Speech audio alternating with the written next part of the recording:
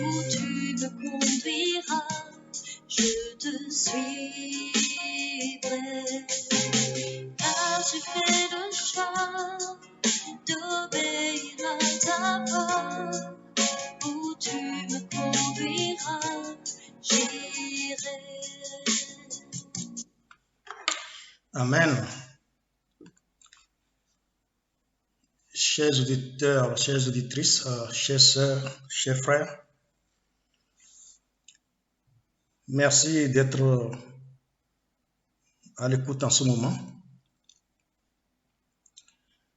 Je vous salue au nom de notre Seigneur et Sauveur Jésus-Christ. Je salue également toutes les personnes qui écoutent cette émission en différé.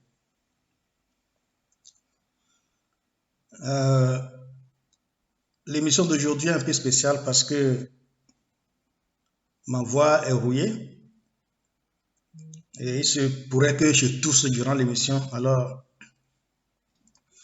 je demande dans un premier temps votre compréhension et toutes mes excuses pour la qualité de l'émission. Pourquoi je tiens à faire cette émission malgré mon état de santé?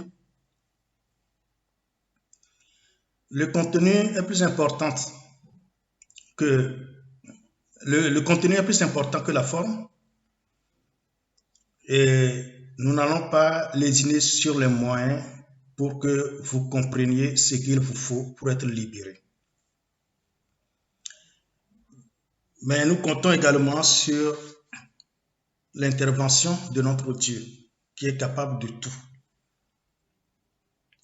Et par sa grâce, cette émission se déroulera dans de bonnes conditions et il vous permettra de recevoir l'information qui vous est destinée au nom de Jésus.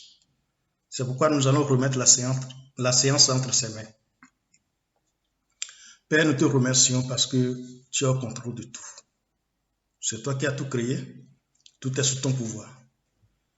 Et nous ne pouvons rien faire sans toi, sans ton intervention. Je veux compter sur toi pour que ma voix puisse porter et que le message puisse sortir pour atteindre ceux à qui il est destiné pour leur salut et pour ta gloire. Au nom de Jésus. Amen.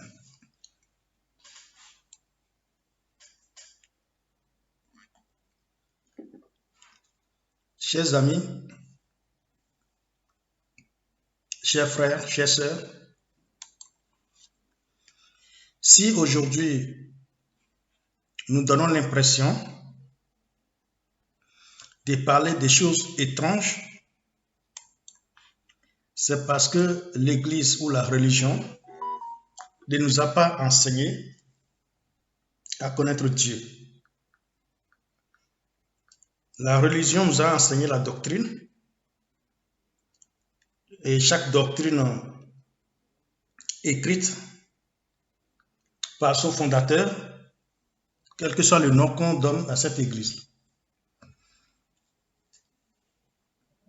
Sinon, tout ce que nous allons vous dire se trouve dans la Bible. Je sais également que c'est l'Esprit de Dieu seul qui peut nous conduire à comprendre ce que le Seigneur dit et ce qu'il attend de nous. Aujourd'hui, nous sommes en train de parler du péché et le débat qui tourne autour du péché est très grand. Ça montre l'importance du sujet. Le péché est un sujet très important et très grand. C'est à cause de sa grandeur, de sa profondeur, que tous les êtres humains luttent pour trouver une solution. Nous, notre objectif, c'est de démontrer que la solution ne peut pas venir de l'homme.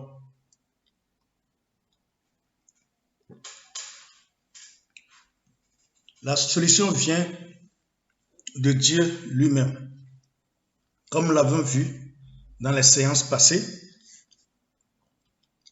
lorsque l'homme est tombé dans le péché, la solution qu'il a pu trouver était de chercher des feuilles d'arbre pour en faire une ceinture pour se couvrir, cacher sa nudité. Mais la solution de Dieu a été plus radicale et plus consistante. Dieu a tué un animal. Il lui a enlevé la peau pour couvrir l'homme. Et nous savons qu'il n'y a pas de comparaison entre les feuilles d'arbre et la peau d'un animal. Et plus tard, nous avons découvert, à travers la loi que Dieu a donnée au peuple d'Israël, nous avons donc découvert que l'animal qui a été tué avait porté le péché d'Adam et d'Ève. Seulement, cette solution n'était pas définitive parce que nous avons découvert également dans la Bible que le sang des animaux ne pouvait pas résoudre le problème du péché de façon définitive. Alors, la solution de Dieu était de transférer le péché sur l'animal. Et lorsque le péché est transféré sur l'animal, l'animal meurt, car selon la loi, c'est l'âme qui pêche qui doit mourir. Et lorsque le péché se retrouve sur cet animal, c'est cet animal-là qui est appelé à mourir. Et l'homme, ayant été déchargé du péché, ne va plus mourir. Donc c'était là la règle. Mais nous avons vu que Dieu était fatigué du péché selon la parole de Dieu. Nous avions lu dans Isaïe 43, où Dieu disait, dans le verset 24, la deuxième partie du verset 24, « Mais tu m'as tourmenté par tes péchés, tu m'as fatigué par tes iniquités. » C'est comme ça que Dieu qualifie l'homme qui se présente à lui avec le péché. Il est tourmenté. C'est sa parole qui le dit. Si lui, Dieu, il est tourmenté par nos péchés, la première personne qui devait chercher la solution, c'est lui-même. Sinon, il sera toujours tourmenté. Il sait que d'abord, nous sommes limités. Et si lui-même ne se lève pas pour trouver la solution, il sera toujours tourmenté. C'est pourquoi dans le verset 25, il dit, c'est moi qui efface tes transgressions pour l'amour de moi, et je ne me souviendrai plus de tes péchés. Voilà ce que Dieu a décidé. Alors, puisque les animaux ne pouvaient pas de façon définitive effacer le péché, il fallait trouver une solution, et la solution qu'il a trouvée, c'est d'envoyer Jésus. Et c'est lui qui a porté nos péchés. Nous avions lu également Zacharie chapitre 3, versets 9 à 10, où il est écrit, « Car voici, pour ce qui est de la pierre que j'ai placée devant Josué, il y a 7 yeux sur cette seule pierre. Voici, je graverai moi-même ce qui doit y être gravé, dit l'Éternel des armées. » C'est-à-dire que Dieu n'a pas demandé de l'aide. Il a dit, c'est lui-même, je graverai moi-même ce qui doit y être gravé. Et La suite dit, et j'enlèverai l'iniquité de ce pays en un jour. C'est Dieu qui a pris la décision d'enlever l'iniquité de l'humanité. Et qu'est-ce qui revient alors aux hommes à faire? Verset 10. Et en ce jour-là, dit l'Éternel des armées, vous vous inviterez les uns les autres sous la vigne et sous le figuier. Lorsque Dieu a décidé d'enlever le péché de l'homme, c'est un geste spirituel qui n'a rien à voir avec la chair, parce que le peuple d'Israël, qui est le témoin, un champ d'expérimentation de Dieu, commet beaucoup de péchés et ils ne sont pas des gens exemplaires sur terre. Dieu a choisi de les aimer puisque chaque année, à une date donnée, il décide d'effacer leurs péchés. Et quand ils n'ont plus de péché, il n'y a plus de jugement sur eux. C'est la grâce de Dieu qui les accompagne dans tout ce qu'ils font. Et ça, c'est de façon temporaire. Maintenant, qu'en est-il lorsque son fils qu'il a envoyé, nous avons vu que lui, celui qui avait le sang pur, et que c'est son sang seul qui pouvait enlever le péché de façon définitive, lorsque lui, il a versé son sang, tout ce que nous avons à faire, c'est de croire, c'est d'accepter par la foi.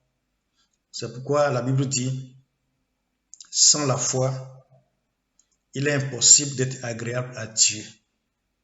Si tu n'as pas la foi pour croire en ce sacrifice-là, si tu penses que c'est trop facile, que c'est trop simpliste, tu vas transporter tes péchés sur ta tête et tu iras en enfer parce que Dieu ne veut pas te voir.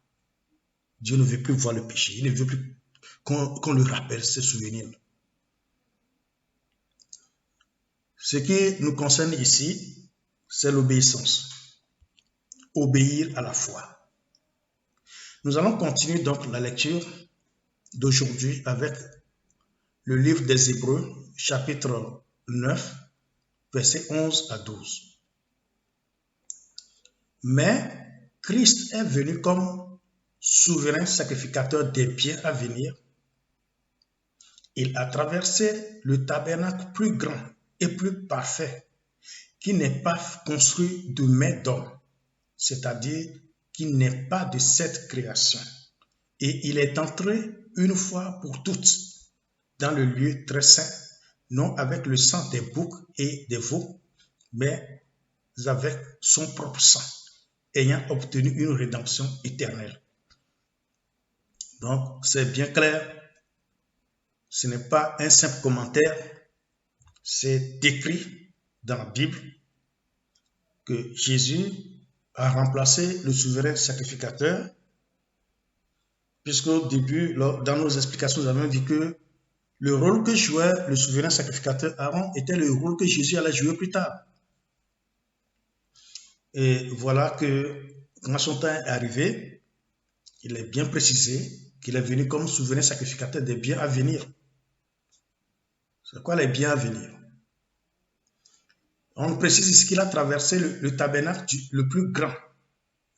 Il a traversé le tabernacle plus grand et plus parfait. C'est-à-dire, ce tabernacle-là, ce n'est pas ce qui est sur terre, ce qui a été construit par les hommes. Parce que ce qui a été construit par les hommes était l'image de ce qui est dans le ciel, du moins. Et quand vous voyez le passage où Dieu a donné des instructions pour construire le tabernacle qui était sur terre, il a dit à Moïse de le faire selon le modèle qu'il a vu dans le ciel. Et ce qui était construit par Moïse représentait donc l'image de ce qui était dans le ciel. Et quand l'heure de la délivrance éternelle a sonné, Jésus a traversé ce tabernacle-là qui n'est pas fait de main d'homme, c'est-à-dire le vrai. Ce n'est plus l'image, mais le vrai, pour obtenir une vraie rédemption, c'est-à-dire une rédemption éternelle. Ce n'est plus une rédemption annuelle comme le peuple d'Israël recevait. Donc, on nous dit, et ayant obtenu une rédemption éternelle. Donc, il est entré dans ce tabernacle une fois pour de bon. Une seule fois. C'est fini. Il n'y retournera plus et il n'y aura plus d'autres sacrifices. On ne va plus entreprendre d'autres projets pour l'obtention d'une autre rédemption. La rédemption qu'il a obtenue est éternelle. La seule chose qu'il vous reste à faire, c'est de croire, d'avoir la foi. Et si vous n'en avez pas, vous ne pouvez jamais être agréable à Dieu. C'est ce que la Bible dit aussi. Lorsque nous lisons dans Colossiens chapitre 2, versets 13 à 15, qu'est-ce qu'il y a écrit? Vous qui étiez morts par vos offenses et par l'incirconcision de votre chair, il vous a rendus à la vie avec lui, en nous faisant grâce pour toutes nos offenses. Il a effacé l'acte dont les ordonnances nous condamnaient et qui subsistait contre nous. Et il l'a détruit en le clouant à la croix. Il a dépouillé les dominations et les autorités et les a livrées publiquement en spectacle, en triomphant d'elles par la croix. Chers frères et sœurs, chers amis, c'est Dieu qui a cherché la solution. Mais l'aspect qui nous concerne, l'aspect qui nous regarde, en dehors du fait que nous devons l'accepter par la foi, il y a un accusateur. Jésus l'appelle le prince de ce monde. Jésus l'appelle le menteur, le père du mensonge. Lui, il ne vient que pour voler, pour détruire. Il vous vole, il vous détruit. Mais puisqu'il est là, et il accuse, il nous ramène une conscience souillée régulièrement. Il a encore cette possibilité d'aller chez Dieu, comme nous l'avons vu dans le livre de Job. Il nous accuse même. La Bible nous dit en même temps que nous avons un avocat auprès du Père. C'est Jésus qui est là, qui nous défend. Parce qu'en réalité, il est trop simple de dire Dieu a effacé vos péchés, si vous croyez c'est fini, tous vos péchés, tous les péchés que vous commettez, vous ne serez plus rendus responsables. C'est trop facile. Oui, c'est trop facile. C'est parce que c'est trop facile que ça échappe à ceux que nous pouvons appeler entre griffes grands de ce monde. Parce qu'en réalité, le salut ne leur est pas destiné. Maintenant, si toi, tu n'es pas parmi les grands de ce monde et tu ne demandes pas la grâce de Dieu pour comprendre ce que tu es foutu. Tu es foutu, tu vas souffrir cette terre et souffrir encore éternellement. Qu'est-ce que nous voulons dire autour de ce passage que nous venons de lire? C'est quoi le rôle de l'avocat? C'est quoi le rôle de l'accusateur? L'accusateur, lui, dit Adjoa vient justement de commettre l'adultère. Comme cette femme qu'on a arrêtée, on a amenée à Jésus, l'accusant d'avoir commis l'adultère. Mais ce qui est étonnant, c'est que c'est elle seule qu'on a présentée à Jésus. Et nous savons très bien qu'une seule personne ne peut pas commettre l'adultère, n'est-ce pas? Mais on amène cette femme seule à Jésus. C'est la même manière qu'on a accusé cette femme que Satan va accuser Adjoa d'avoir commis l'adultère. Jésus a dit oui. Si je veux monter un peu, extrapoler la scène, puisque c'est devant Dieu qui nous accuse. Et il va dire à Dieu, écoute, Adjoa vient de commettre l'adultère, elle est chrétienne, elle dit qu'elle est sauvée, alors qu'elle a commis l'adultère. Je crois qu'elle est dans mon camp, n'est-ce pas? Elle a désobéi à ta loi. Bon, Dieu est juste, c'est pourquoi on dit il est juste. Dieu ne va pas le refouler. Dieu va dire, ok, Adjoa a commis l'adultère, ok, d'accord. Sortez les actes et voyons les actes. Alors, Satan regarde, il faut qu'il présente des arguments pour accuser Adjoa, parce qu'il est l'accusateur, c'est lui qui t'a accusé Adjoa. Oh, il ne trouve rien. Il se tourne vers Dieu. Et je n'ai rien trouvé parce que Jésus l'a détruit. Dieu a dit, ok, mais s'il n'y a pas d'acte d'accusation, il n'y a pas de jugement, il n'y a rien. Toi-même, tu sais, tu connais les règles. C'est la même chose qui s'est passée dans le jardin d'Éden. Alors, le diable dit, ok, c'est lui qui les a poussés dans le péché, mais il est le premier à dire, bon, maintenant, tu sais, ils sont dans mon camp, parce que là, nous sommes les mêmes. J'ai désobéi, je me suis révolté contre toi, ils aussi sont désobéis, donc nous sommes dans le même camp. Donc, ils ont péché. Et selon la loi, ils doivent mourir. Mais Dieu a transféré le péché sur un animal. Ok, il dit Satan, ok. La loi, selon la loi, c'est l'âme qui pêche qui mourra. Ok. Le péché est où? Bon, Satan regarde, le péché est déjà transféré sur un animal. Bon, qui doit mourir? C'est l'animal. Ok, on a tué l'animal sans problème. Parce que selon la loi divine, c'est comme ça que ça doit se passer. L'âme qui porte le péché, qui doit mourir. C'est pourquoi Jésus est mort une seule fois pour nous. Il est mort une seule fois à notre place. Il ne mourra plus jamais.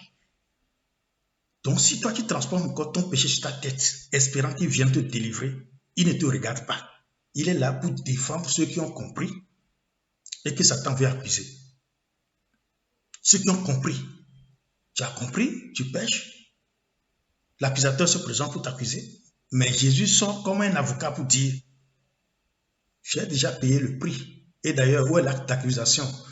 Ben, puisque ce que nous venons de lire dit, il a effacé l'acte dont les ordonnances nous accusaient, nous condamnaient et qui subsistait contre nous. Vous voyez? Colossiens chapitre 2. Dans verset 14. Il a effacé l'acte dont les ordonnances nous condamnaient et qui subsistait contre nous. Et il a détruit en le clouant à la croix. Donc il a détruit. Il n'y a plus d'acte dont les ordonnances peuvent nous accuser. Tu as commis un péché, c'est vrai. Mais tu ne pourras plus être accusé. Le péché est spirituel. Parce que si le péché te faisait mal, est-ce que tu vas commettre le péché ne fait pas du mal à ton corps. Tu peux faire mal à autrui, mais à toi-même, quel mal tu te fais? Si tu te fais mal, tu ne vas plus continuer à pécher. C'est parce que le péché est doux au corps. Le corps, la chair, aime le péché. C'est pourquoi tu commets le péché. Mais la condamnation du péché est spirituelle. Tu as commis le péché, c'est vrai. Mais ici, on dit que l'acte dont on devait se servir pour te condamner n'existe plus. C'est détruit. Jésus l'a détruit. C'est le moyen par lequel il a remporté la victoire. De sorte que chaque fois que Satan se présente devant Dieu pour t'accuser, il ne trouve plus rien à présenter. Satan est dépourvu. Et je vais ouvrir une parenthèse ici pour m'adresser aux hommes sur terre. Il y en a qui ont choisi leur camp, qui se disent les grands de ce monde. Ils ont choisi librement leur camp, volontairement. Je ne sais pas ce qu'ils ont gagné. Je ne sais pas ce que Lucifer leur a promis. Ça, c'est leur problème. Maintenant, vous et moi, vous qui m'écoutez, qui espérait en Christ. C'est quoi l'enjeu? Relisez les enseignements de Jésus. Ne laissez rien tomber. Rien ne doit être mis de côté. Et observez et analysez. Qu'est-ce que Jésus a dit? Qu'est-ce qu'il a enseigné? Qu'est-ce que Jésus a dit de Jean-Baptiste? Et pourquoi Jésus a dit cela? Quelle était la vie que Jean-Baptiste menait? Pourquoi Jésus a dit à ce jeune homme riche, va, vends tes biens, distribue aux pauvres? Pourquoi Jésus a dit dans la maison de Zachée que le salut est rentré dans la maison après que Zachée ait fait la déclaration de retourner tout ce qu'il a volé aux gens et de distribuer la moitié de ses biens aux pauvres?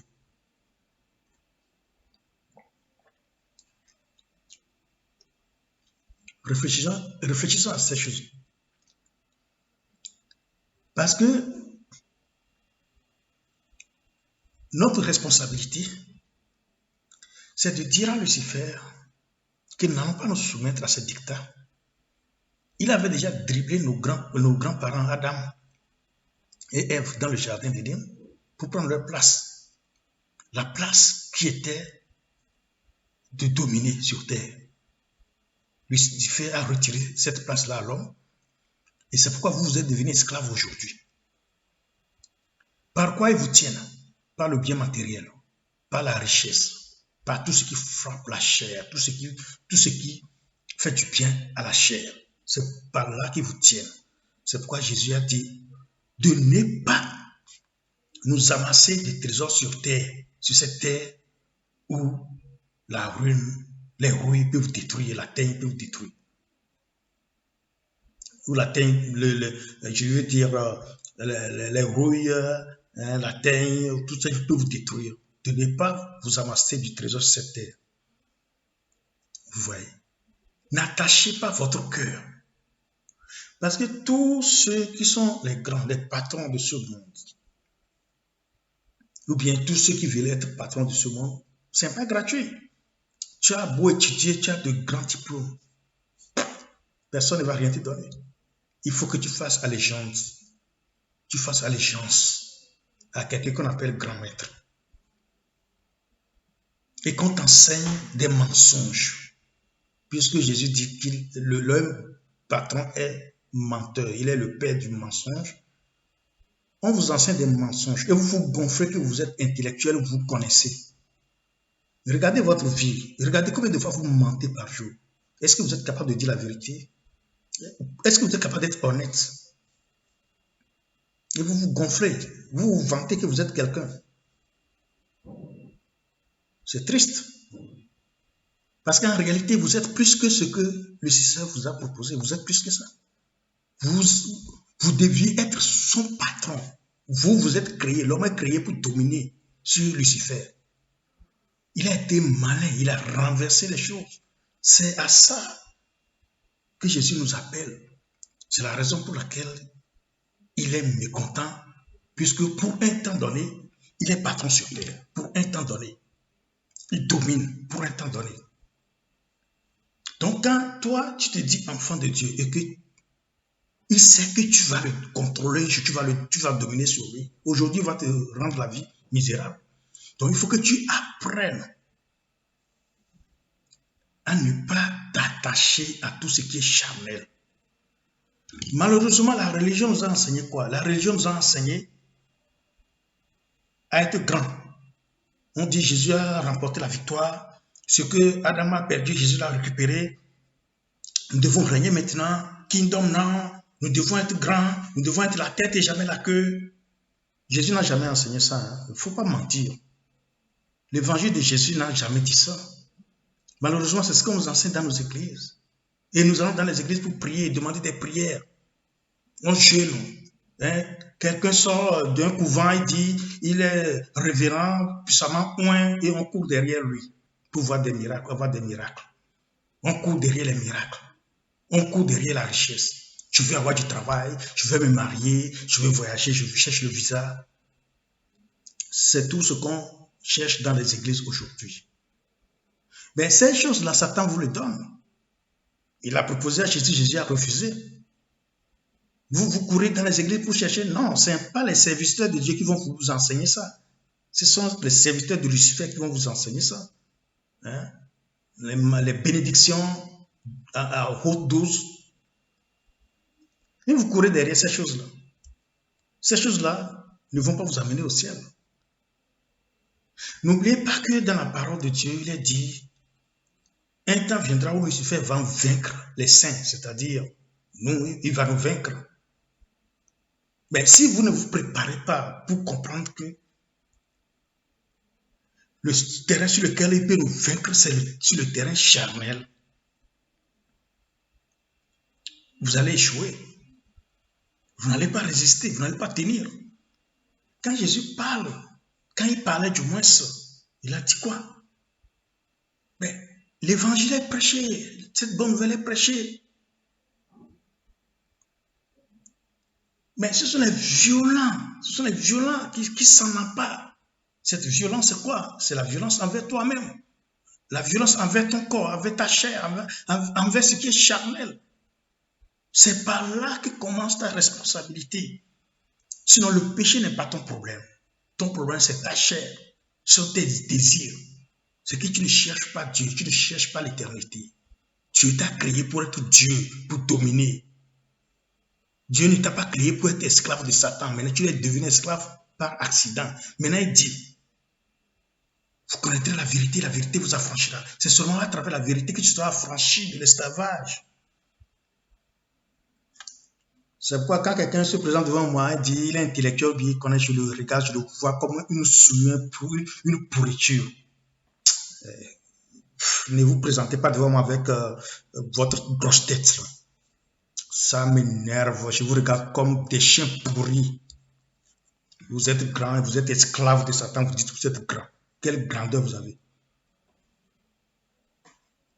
Moi, Dieu m'a créé pour être Dieu sur votre maître.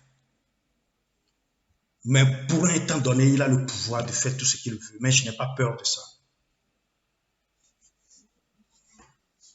Nous allons lire Hébreux, chapitre 10, à partir du verset 11.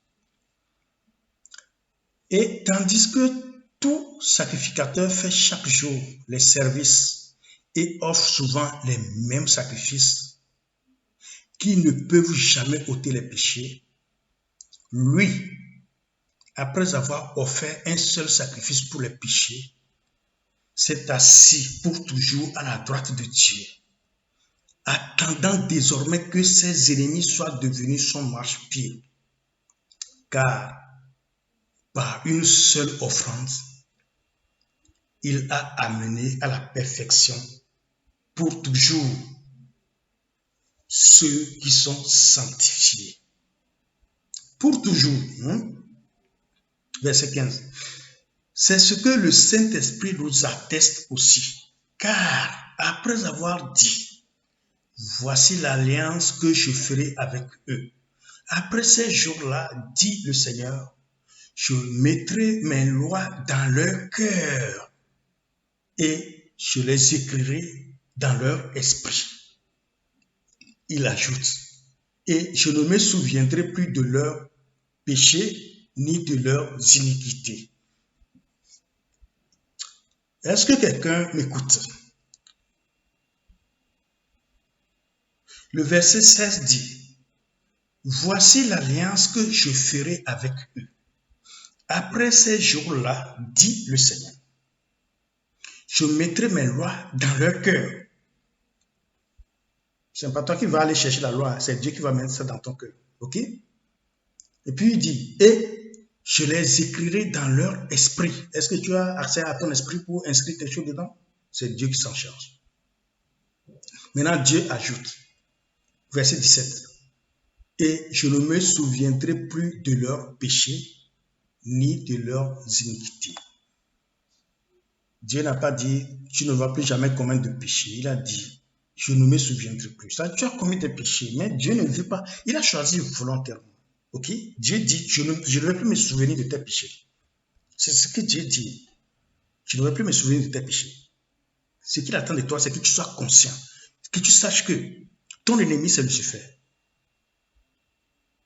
Mais la chose par laquelle il te tient aujourd'hui, c'est le matériel. Si Dieu te bénit, gloire à Dieu. Mais s'il ne te donne pas, c'est pas ça qui est important. Ce qui est important, c'est ta vie. En réalité, celui qui a compris l'évangile du royaume n'a pas peur de mourir. Il désire même la mort parce qu'il est comme Paul. Paul était pressé de partir. Qu'est-ce que tu gagnes ici dans ce monde pourri? Moi, si je suis là, si ce n'est pas à cause de cette parole, qu'est-ce que je fais ici? Qu'est-ce que je fais? Qu'est-ce que je fous ici? Je crois que c'est cette parole qui me retient encore sur terre pour que je puisse vous en parler. Et malheur à ce ténébreux qui va se présenter devant moi pour m'imposer quoi que ce soit. Malheur à lui. Je répète, Dieu m'a créé pour être Dieu. Dieu m'a créé pour dominer. Si toi, tu penses que Dieu t'a créé pour être esclave, bon vent. Verset 18. Or, là où il y a pardon des péchés, il n'y a plus d'offrande pour le péché. Vous qui faites encore des offrandes pour le péché, ou bien vous vous présentez pour confesser vos péchés, vous jurez, vous vous torturez pour vos péchés, c'est la parole de Dieu que je lis. Là où il y a le pardon, il n'y a plus d'offrande. Il n'y a plus d'offrande. Dieu n'a plus besoin de vos offrandes ou bien de vos prières. Verset 19. Ainsi donc, frères, puisque nous avons, au moyen du sang de Jésus, une libre entrée dans le sanctuaire par la route nouvelle et vivante qu'il a inaugurée pour nous au travers du voile, c'est-à-dire de sa chair. Et puisque nous avons un souverain sacrificateur établi sur la maison de Dieu, approchons-nous avec un cœur sincère, dans la plénitude de la foi, les cœurs purifiés d'une mauvaise conscience et le corps lavé d'une eau pure. Donc, lisez le passage. La foi, c'est pas la foi que vous pouvez accepter ce sacrifice. Ensuite, connaître la vérité pour vous affranchir parce que vous êtes esclave de Lucifer. Nous allons lire, je crois, le dernier passage dans 2 Corinthiens chapitre 5. Versets 18 à 21. Et tout cela vient de Dieu, qui nous a réconciliés avec lui par Christ et qui nous a donné le ministère de la réconciliation, car Dieu établit en Christ. Non, verset 19 dit, car Dieu était en Christ, réconciliant le monde avec lui-même, en n'imputant point aux hommes leurs offenses. Hey, quelqu'un m'entend? Verset 19. Car, bon, je lis 2 Corinthiens chapitre 5. Je vais reprendre. 2 Corinthiens chapitre 5. À partir du verset 18 jusqu'au verset 21. Tout cela vient de Dieu. Ça ne vient pas de vous. Tout cela vient de Dieu, qui nous a réconciliés avec lui-même, avec lui par Christ, et qui nous a donné le ministère de la réconciliation. Car Dieu était en Christ, réconciliant le monde avec lui-même, en n'imputant point aux hommes leurs offenses. C'est-à-dire que Dieu ne te comptabilise plus tes péchés. Et il a mis en nous la parole de la réconciliation.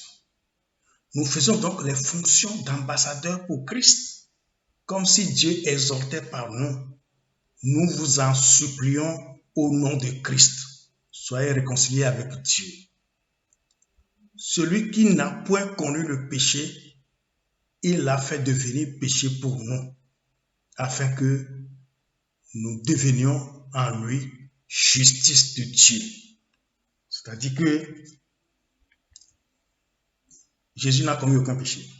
Parce qu'il n'est pas né de Joseph et de Marie. Il est né de Marie comme on peut emprunter un véhicule. Comme les gens veulent aller dans la lune, ils prennent le fusée. Donc Jésus a pris le corps de Marie pour venir sur terre. Vous comprenez ça? C'est ce qui s'est passé. Puisque Marie a vu quelque chose dans son ventre alors qu'il n'a pas encore connu d'homme. Il était encore vierge. Est-ce qu'on peut tomber enceinte par la bouche? Jamais. Donc la seule chose qui était ouverte en elle, c'était la bouche et la nuit, c'est tout. Tout était fermé. Donc, ça veut dire que Jésus a emprunté son corps pour venir sur terre en tant que Dieu. Vous comprenez ça? Voilà. Donc, il n'a pas connu de péché. Mais Dieu a pris nos péchés qu'il a mis sur lui. Afin que lui, sa justice, nous soit transférée et que nos péchés soient sur lui. Donc, nous sommes devenus justes. Je suis juste. Moi qui vous parle, je suis juste. Hein? C'est ce qu'il dit. Afin que nous devenions en lui justice de Dieu. Je suis juste, n'est-ce pas? Je suis juste. Dieu a déclaré que je suis juste. Parce qu'il a transféré mes péchés sur Jésus. Et moi, j'ai pris la justice de Jésus. J'ai pris la sainteté de Jésus. C'est pourquoi la Bible nous appelle des saints. On ne meurt pas avant de devenir saint. On peut te tirer 1000 canons sur toi. Tu vas en enfer. Rien ne va te sortir de l'enfer. Donc, c'est sur terre que ça se passe. C'est sur terre que tu dois comprendre les choses. C'est sur terre que tu dois avoir la connaissance pour être sauvé. Sans cette connaissance, tu es perdu à jamais.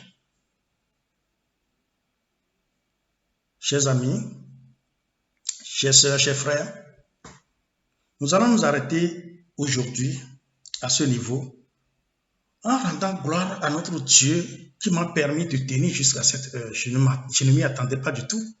Je n'ai pas toussé. Seigneur, tu es merveilleux. Je n'ai pas toussé. Quel Dieu merveilleux. Notre Père est beau, il est bon, il est merveilleux. Père, je te remercie parce que tu m'as permis de dire l'essentiel pour cette journée, pour cette semaine. Le reste appartient. Ceux que tu as appelés seront sauvés. Ils vont écouter ce message. Ils vont avoir la foi aussi pour comprendre ces choses. Accorde-nous la grâce de demeurer dans ta parole. De ne plus avoir nos pensées sur tout ce qui est matériel et charnel.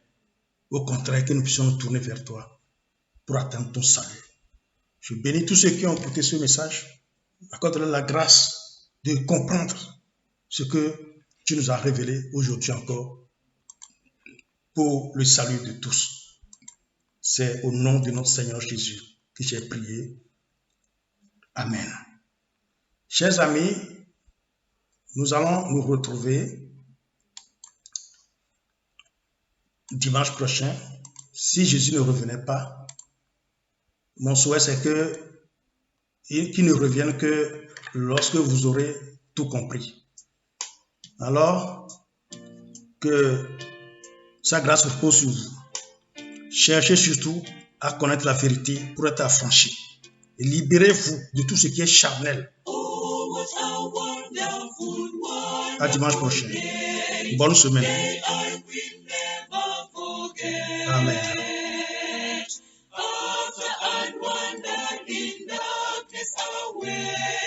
Jesus, my Savior, I met.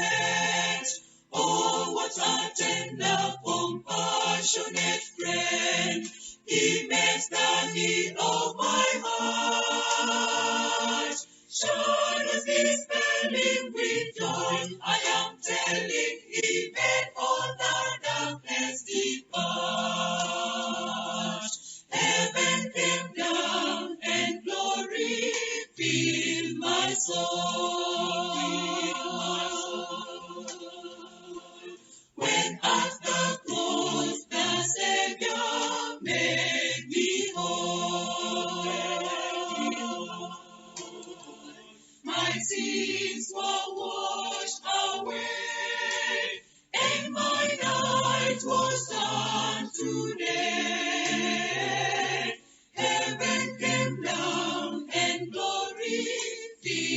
my soul.